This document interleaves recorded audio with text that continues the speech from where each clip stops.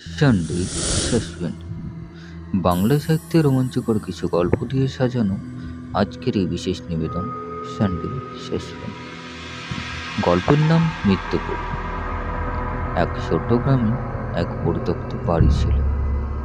অনেক সময় ধরে সে বাড়ির দরজা জানলা সবটাই বন্ধ ছিল, যেমনটা পরিত্যক্ত।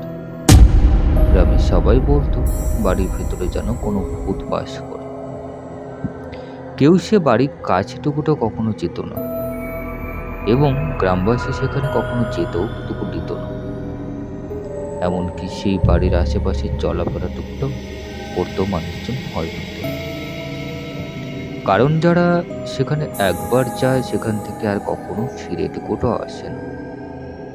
তারা একটা কথাই বলেছে যে ঘরটা যেন জীবন্ত, ঘরটি যেন কথা বলে, আর কিন্তু বাস্তব পাশের নামে বড়োর নাম এইসব কথা শুনে কখনোই বিশ্বাস করত না। একদিন এক ঝড়ের রাতে সে তার বাড়ি থেকে সেই বাড়িতে যেতে সিদ্ধান্তটি নেয়। মনে মনে বলে, এইসব কিছুই সত্য নয়, ভূত বলে কোনো কিছুই হয় না। সে বাড়ির দিকে এগিয়ে যাওয়ার সময় হঠাৎ রাস্তায় তাকে এক মহিলা দেখা দেয়।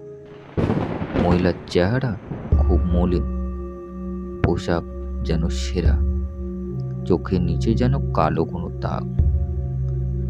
মহিলাটি হঠাৎ চিৎকার করে তাকে বলে ওঠে, ওখানে যেও না, ওই বাড়ির ভেতরে যা কিছু আছে তা তোমাকে শেষ করে দেবে। অরুণ হেসে বলে, ভয় পাওয়ার কিছু নেই, সবাই এসব গুজব ছড়াচ্ছে, আমি ওসব মানি না। মহিলাটি শুধু একবার তার দিকে তাকিয়ে থাকে, তারপর যেন হারিয়ে যায়। অরুণ আস্তে আস্তে সে বাড়িতে, তার যেন মনে হয় ঘরের মধ্যে একটা আলো জ্বলছে, কিন্তু কোনো জানালা দরজা কিচ্ছু খোলা নেই। সে ভেতরে ঢুকতেই যেন পুরো ঘরটা যেন কেঁপে উঠল, যেন চারিদিকটা ভূমিকম্প। একটাও আওয়াজ নেই, কিন্তু মেঝেতে এক কোণে কিছু তীক্ষ্ণ রক্তের দাগ। অরুণ পুরো গা গুলিয়ে ফেলে এই রক্তের দাগটি। আসলে অরুণ রক্তের গন্ধ সহ্য করতে পারে না। বাড়ির ভেতরে ঢুকেই সে যা বুঝতে পারে যে এখানে নিশ্চয়ই কিছু আছে। হঠাৎ পুরো বাড়ির মধ্যে একটা হতাশার যেন হাসি ছড়িয়েছে। চারিদিকটা যেন বাড়িটা দুলছে, কোথাও যেন চিৎকারের আওয়াজ, কোথায় যেন ঘুঙুরের আওয়াজ।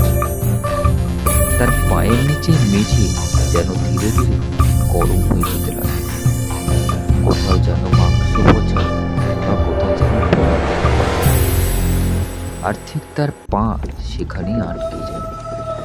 সে যতই চেষ্টা করে সেই বাড়ি থেকে বেরোতে, ততই যেন তার পা আর সরে। বাড়ির চারপাশে যেন একটা অদৃশ্য শক্তি তাকে আটকে রেখেছে। এতক্ষণে এক কোণায় দাঁড়িয়ে থাকা যে ভেঙে যাওয়া আয়নার মধ্যে অরুণ তার নিজের ছবি দেখতে পায়। নিজের মুখের বদলে যেন অন্য এক ভয়ানক মুখ তার দিকে একভাবে তাকিয়ে আছে।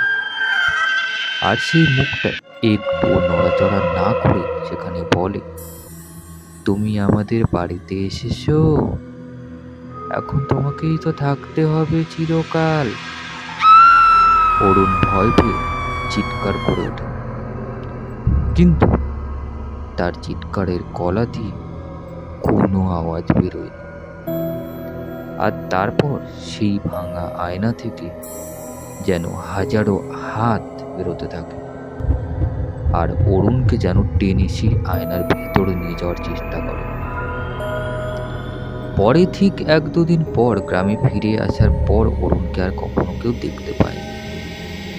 গ্রামের সবাই জানে যে একবার সেই বাড়ির ভেতরে ঢুকলে সেখান থেকে আর কখনো কেউ বেরোতে পারে না। আজও রাতের অন্ধকারে সেই বাড়ির দেওয়ালে যেন বাঁচাও বাঁচাও কোনো কান্নার শব্দ, আর একটা গরম অনুভূতি, আর অসীম নিস্তব্ধতা মেজাজে এসে বসে থাকে। তবে কেউ সাহস করে এখন ওর বাড়ির দিকে পা টুকুটাও বাড়ায়নি। আজকের মতো এখানে শেষ।